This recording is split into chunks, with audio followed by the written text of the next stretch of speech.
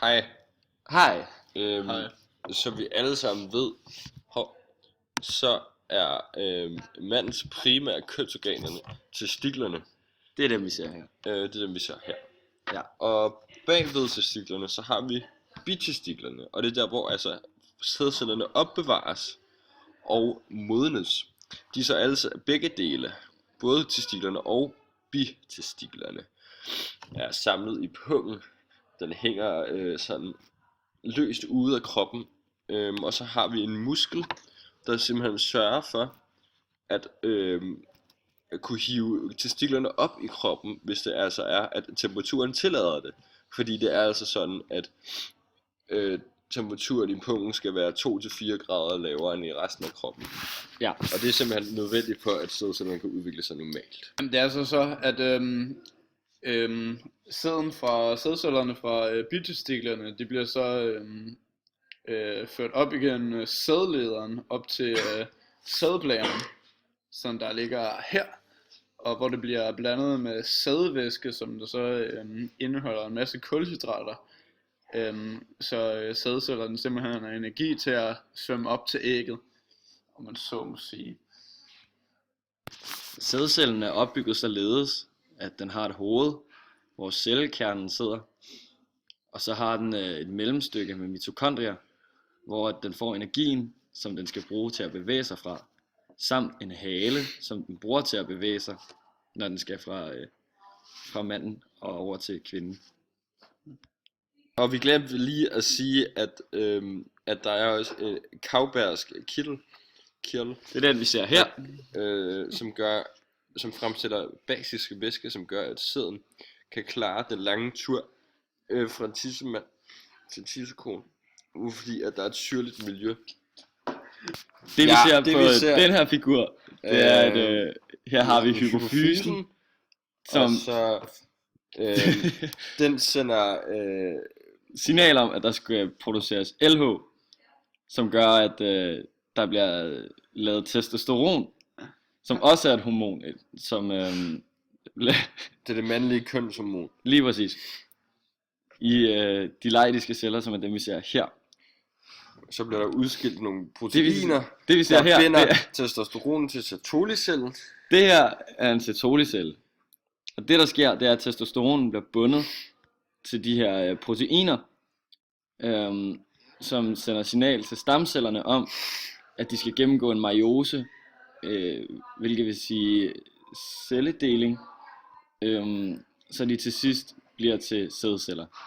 Det skal siges, at når de deler sig til sædcellerne, så er der kun halvt så mange hormoner i, nemlig 23 kromosomer.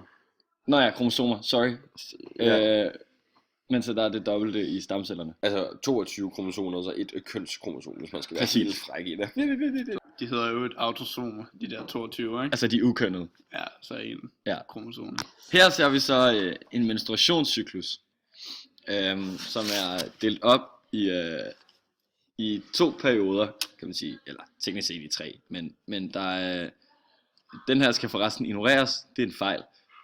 Men hernede, der ser vi de faser i menstruationen, nemlig den fra dag 1 til 14, som hedder follikelfasen, hvor den første del af den er så menstruationen, og det sidste fra dag 14 og til 28, det er så lutealfasen. Det kan være det er vejledende, de her tal, fordi det er forskelligt fra person til person. Okay. Det der foregår, det er, at hypotalamus, som er en del af hjernen, sender et signal til hypofysen, som er en anden del af hjernen, om at den skal øge produktionen af FSH, altså det follikelstimulerende hormon, og LH. Og det står LH for? Som står for... Altså elementært, Julian. LH står for luteiniserende hormon, selvfølgelig. Men i hvert fald, det sender signal til livmoderen, det er den vi ser her, som består af livmoderen, den her del, og æggestokkene, det er dem her herude, og æggelederen, som er dem her, og så er der sådan nogle fangarme, som ikke er så godt illustreret på den her, men som også er der. Yes. Hvad siger du til det, Jacob? Ja, men det her FSO, ikke? det stimulerer jo selvfølgelig folliklen, som der gør, at den vokser omkring cellen, og så... Det er det, vi ser herover. Ja, nemlig. Ups.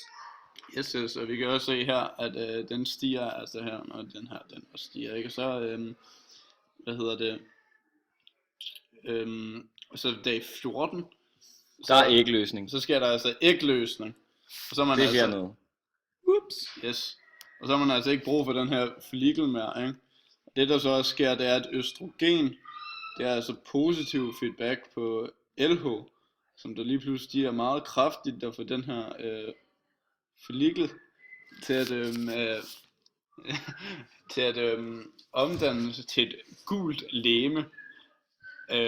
Og hvad det er, kommer vi lige ind på om et sekund. Gult legeme. Det gule legeme, det er jo, altså, dens vigtigste funktion er jo at producere kønshormonerne, østrogen og progesteron, som sørger for, at livmoderslimhinden, Altså livmoderslimhinden, den vokser, den er også svær.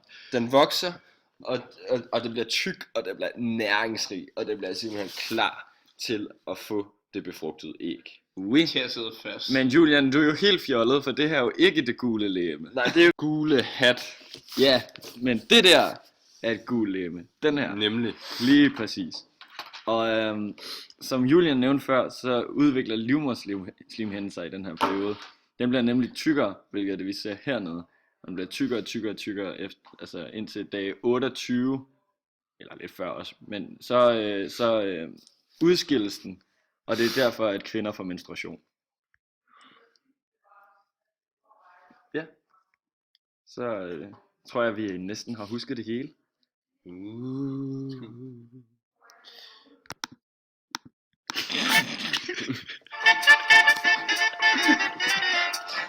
Det var dagens lektion. Det var alt for i dag. Så nu har vi lært, hvordan mandens sædproduktion virker. Og kvindens menstruationscyklus. Lige præcis. Team Sej takker ud. Ilm.